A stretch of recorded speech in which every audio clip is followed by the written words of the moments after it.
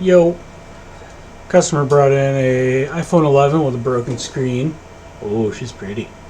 So, we're just going to do a quick screen replacement on it today. Nothing too fancy, nothing crazy. Should be a fairly quick video, and you'll see. First things first, start by turning it off. Once it's off, we're going to take our pentaloupes, take out the bottom two screws. One, and pull up.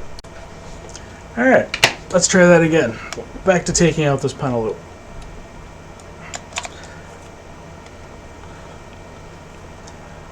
And then we take out the next one.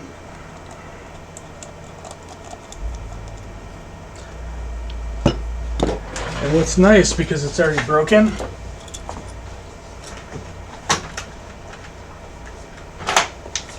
I don't have to worry about being that nice with it. But still, I usually try one of these first because it saves me a lot of time if it actually works. So put that on. It's got two suction cups. It pulls up, but it doesn't seem like this one wants to remove just that easy yet. So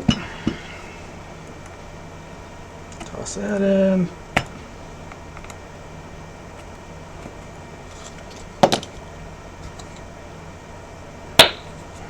Get this out of the way.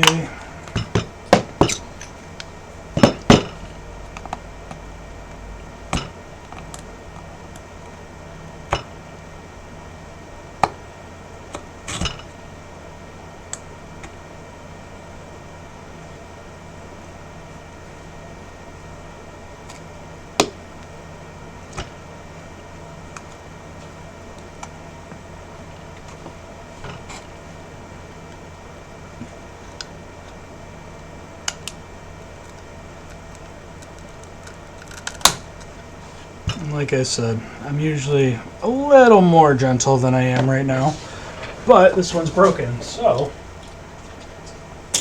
it doesn't really matter. Take a guitar pick, go around the side.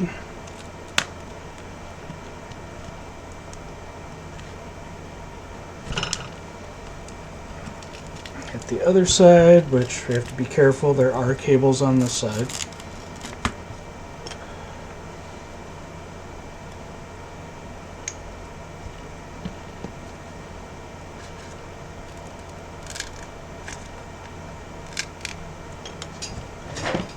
So, I'm going to go ahead and we're going to lift this up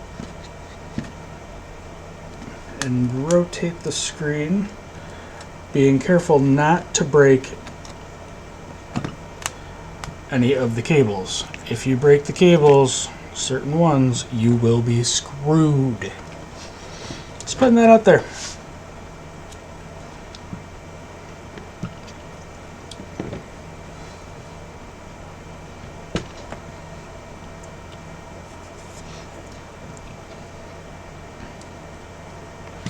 So we're going to use little tri-lobes.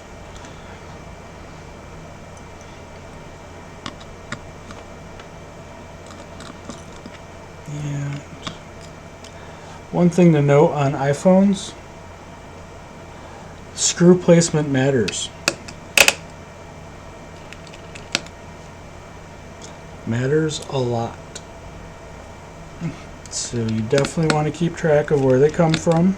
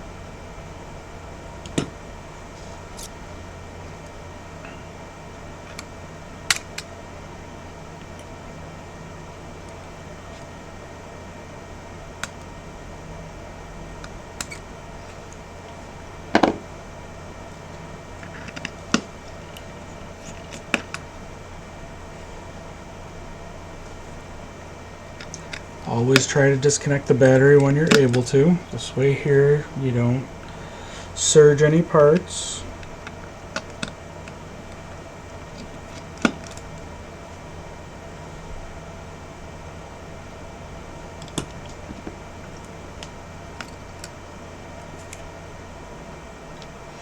Take that off. Alright, and now that the battery is disconnected, we'll go ahead and disconnect the display, the digitizer, and the camera.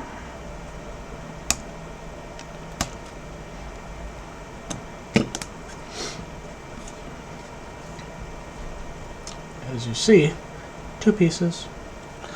But what we do have to do is we have to remove the camera and everything to ensure the Face ID still works.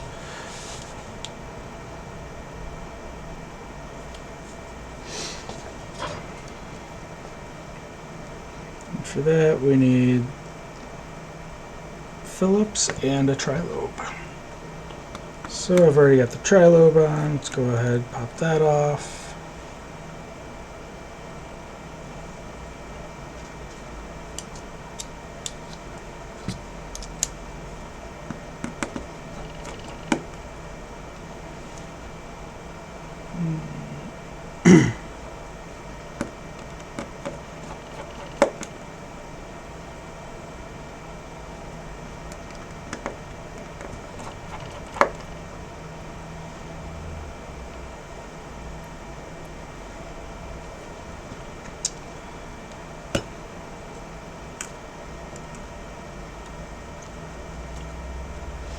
And then what we're going to do is we're going to grab a little black stick. That's what Apple likes to call them.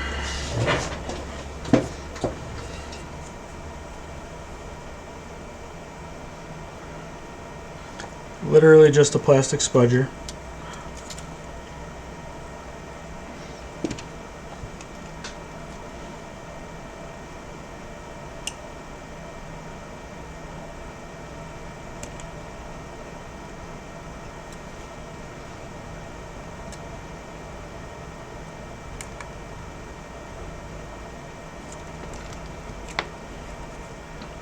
These cables are very thin and very fragile.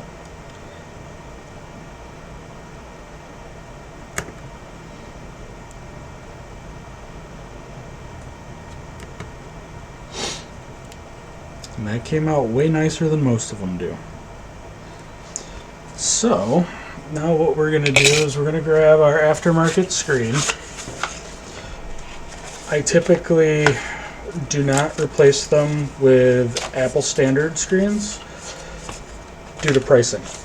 I am an Apple independent repair partner, but most customers opt to use an aftermarket screen instead due to pricing.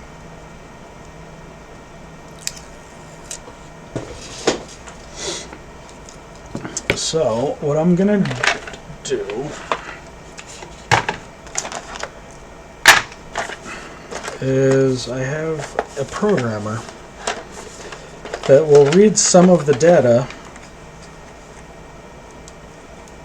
off the old screen to enable the True Tone.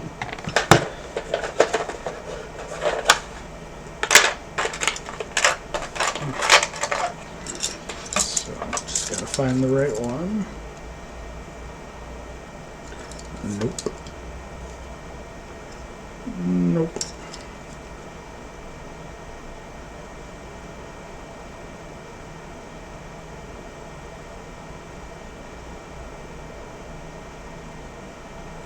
No.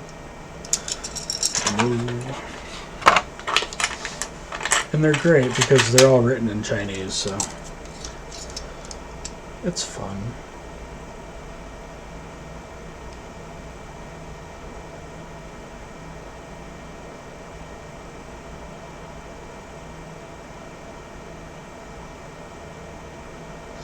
So we'll grab this one, plug it in.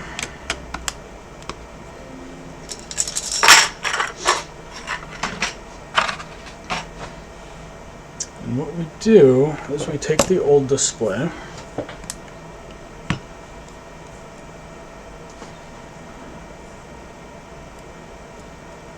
and we match it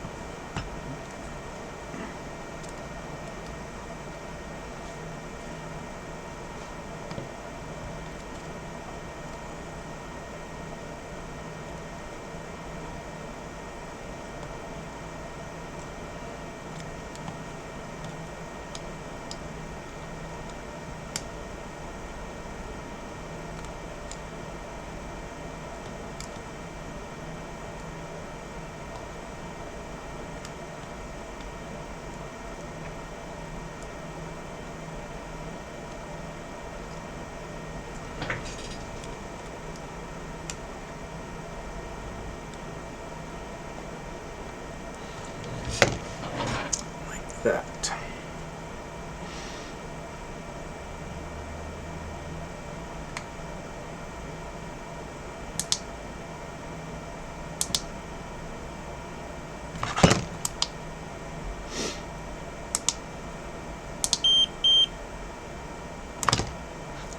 Going to read the data. We're going to disconnect it.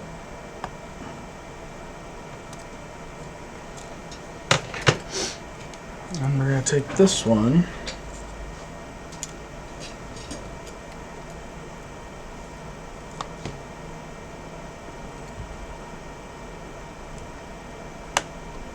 plug that in, then we're going to hit write. We're going to write the data.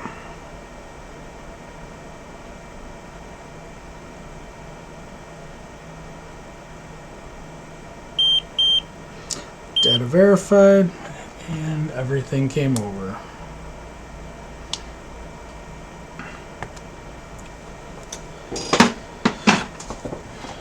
So we're going to go ahead, put the camera display and everything back in.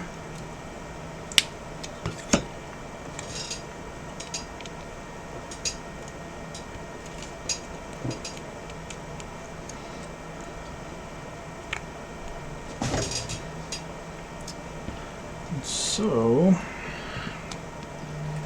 reorient this so I get my screw placement proper.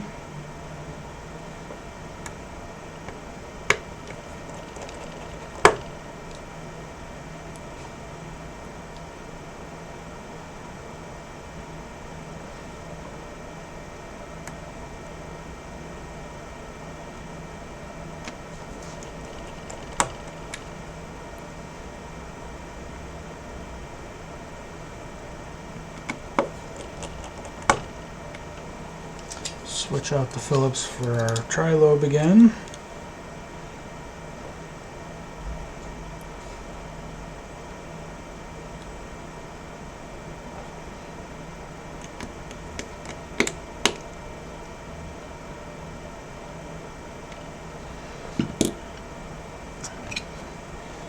This little tiny grounding clip back in.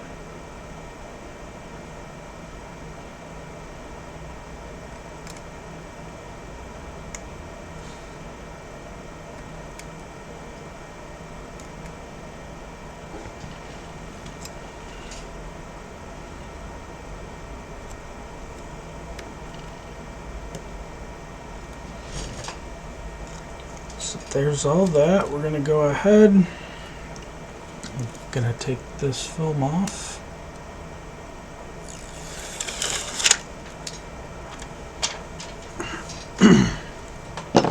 And because I do offer warranties, got to grab a quick little Sharpie. And we put the date on. Today is August 29th, 23. Toss a little signature on there.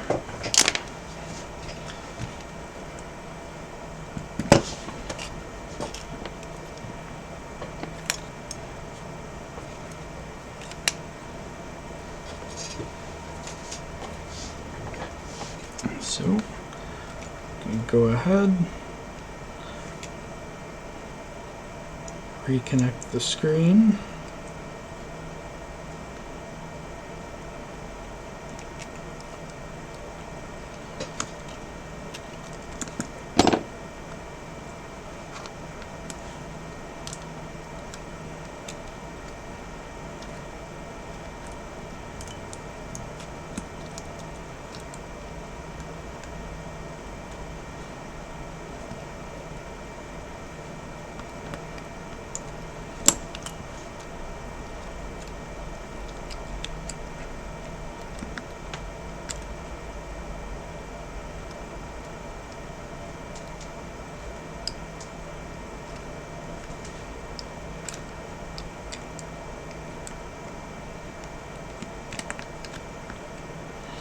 And last but not least,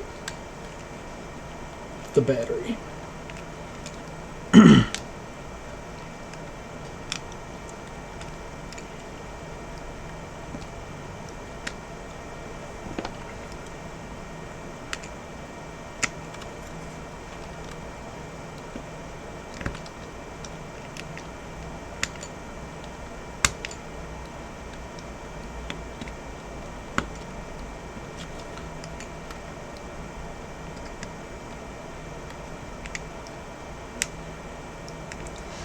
Okay, so for testing purposes, we're going to go ahead, hit the power button, and just like that, it powers on. Due to privacy issues, I am not going to show the screen booting, just because it will show the customer's display. But, as you can tell, it doesn't look like it did before. So we're going to test the functionality of the screen, make sure there's no bad spots, and call that a win. But thanks for stopping by. Again, don't fuck it, bucket.